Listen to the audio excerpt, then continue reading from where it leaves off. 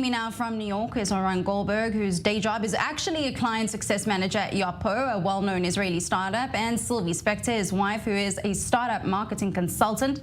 Both are also co-founders of Unit 107. Pleasure to have you both. Sorry it's so early in the morning there for you. Oh, it's worth it. Thank you so much for having us. Thank you for having us. You guys started with just 4 people and have now grown to hundreds. Explain a little bit about how this all started. Yeah, so Oran and I both live in the U.S., and we actually had a wedding ceremony for ourselves on October 7th. And on October 8th, we were really trying to figure out how we can make an impact from here. Oran texted his commander. His first instinct was, I really want to go serve. His commander said there was, that there was no need. And so Oran and I wanted to figure out what's the highest impact way that we can help Israel from here.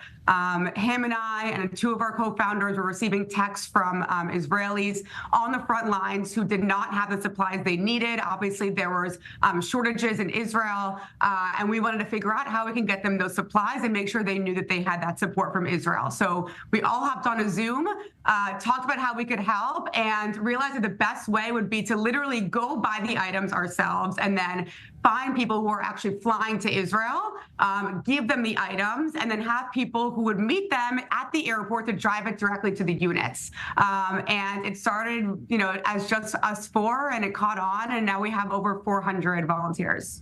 That's incredible. Oran, how are you both able to deal with this on top of having full-time and relatively demanding jobs? Honestly, Yotpo has been an incredible supporter of this organization and been really giving me the time and the space and really had my back from the beginning. Actually, in the beginning, they gave us some time off just to, have our time just to make sure we were building this operation. And once we had enough volunteers that were able to keep it running and help us, it's really a teamwork here where we have people both in New York, actually also in Philadelphia, Miami, Los Angeles, like a lot of different cities in the US, and also people around Israel that help us with making sure that it's getting to the soldiers. And that's what was really the magic of it, where we had people seeing that, they pack an item in New York City and then they see it a day after going into a soldier near Gaza. So why does your organization differ? There have been many requests for getting protective gear that is desperately needed to the soldiers. What sets you guys apart? Yeah, I think, soldiers called us the Amazon Prime of Israel. It was really, first of all, that we were able to get items to them so quickly. Thank God there were so many people who were going to Israel, and we had such a nimble organization that we really were able to turn, requests around in 48 to 72 hours. And the second reason is that we really were, operated by requests. And so soldiers would get plenty of, items that they, plenty of donations, but they weren't exactly what they needed. They would get shampoos and random, Clif Bars and things like that. But we actually were precisely the critical supplies they needed.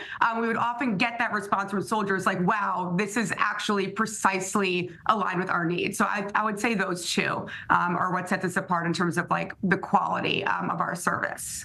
Now, we've, of course, seen your website and seen the numbers, but tell our viewers perhaps that haven't yet exactly what your impact has been. So since the beginning, we have raised over $300,000, mainly on Venmo and PayPal. We have reached over 60,000 soldiers in Israel. We have sent over 80,000, we sent over 100,000 items since the beginning of the war. Yeah, we have almost 400 volunteers. We have 2 offices. We have an office in New York. We have an office in Tel Aviv to help us run this organization.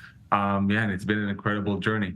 I think it's also worth noting that, the $300,000 we raised was pretty much only from Instagram and posting on Instagram and having people reposting us, In the U.S., so many people wanted to help and wanted to donate, and there are so many obviously huge organizations they could donate to, but I think there was a lack of trust in them and a desire to donate to, a grassroots organization that they knew were getting items to soldiers very quickly.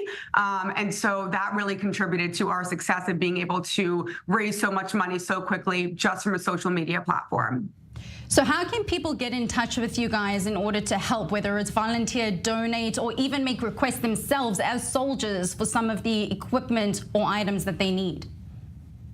So they can go on our website and our Instagram where they can or fill the form and be able to send a request, or be able to follow us on Instagram. And we have a lot of donation activities where we have volunteers that are going onto the bases, and then they're just raising money to buy lunch for people, or wherever they go to soldiers and share with them what their actual needs right now, and for helmets or for boots or whatever the soldiers are in need, to make sure that we are not only sending them what they need, but also they know that they have our back from the US here.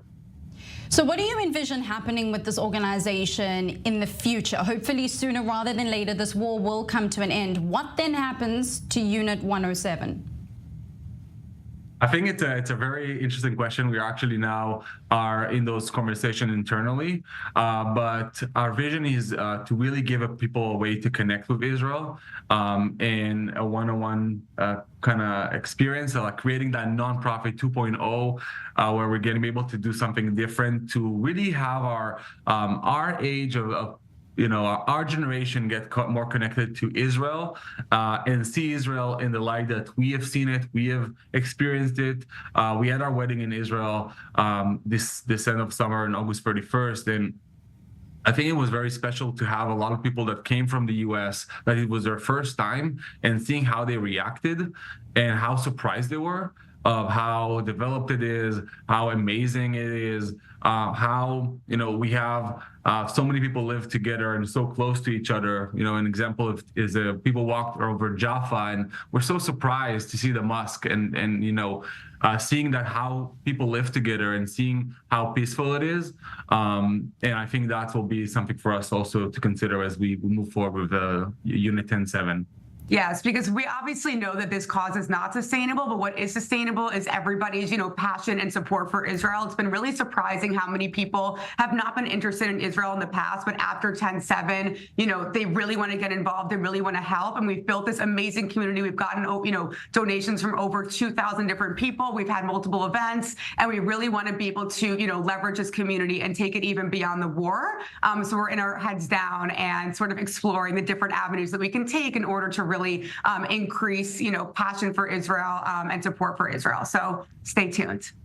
Oran Goldberg and Sylvie Spector, firstly, thank you so much for taking the time to be with us here on the special edition of I-24 News. And perhaps even more importantly, thank you for the amazing and incredible work that the two of you are doing from so far away. Thank you very so much much for having us.